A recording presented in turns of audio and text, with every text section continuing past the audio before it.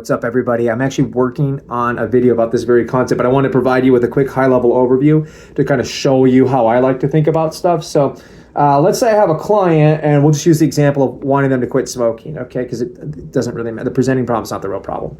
So we've got a client here, they want to quit smoking, and so that would be the destination, quitting smoking. And then there's this massive gap right now, or at least a massive perceived gap between the desired outcome, behavior, etc., and where they're at right now. And I'll often ask clients, I love asking them this, and I suggest you start doing it because it'll start to affect the way you think about client work.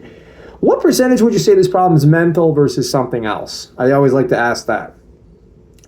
And I'll have them weight it, so they usually say upwards of 90%. It's 90% mindset, emotions, whatever. They use whatever language they want to articulate something from an inner reality, okay? So they weight this very heavily, but then you look at the solutions they typically go for, and they're almost all external. All right, it's always something like, I'm going to set a quit date. Okay, they're trying to prepare, but they don't understand. They're trying to really, the value of a quit date is helping you prepare yourself internally, okay, to make a different choice. So that's where they're at. And this gap, as a hypnotist, sometimes we just kind of start feeling it with like awesome techniques and different protocols and all that stuff. But what I find is it's a bit of a paradox.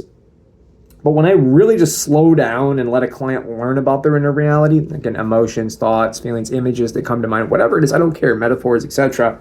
When I just slow down and I don't have a lot of intention about trying to drive them to the destination, okay? I'm not trying to lead the conversation there.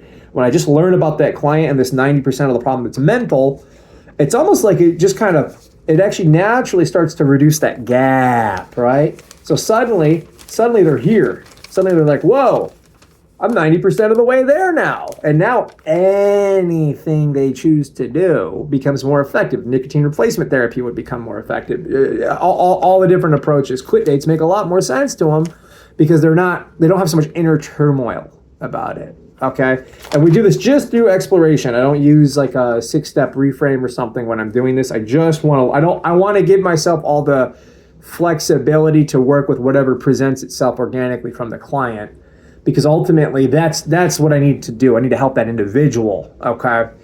So this is sort of where all the awesome trainings I've taken in the past, they serve as a really brilliant metaphor for helping me understand that client, or maybe it helps me think about what they're saying in like the context of habits or parts or something, but I would never try to steer the direction of the session in that way. Ultimately, I just want to use it as an opportunity for them to learn more about themselves. Suddenly, boom, right? They're so close, and then now that we've enabled them with the ability to make different choices, right? Maybe they want to do this, maybe they don't. So hopefully that helps. For me, it's been a big game changer.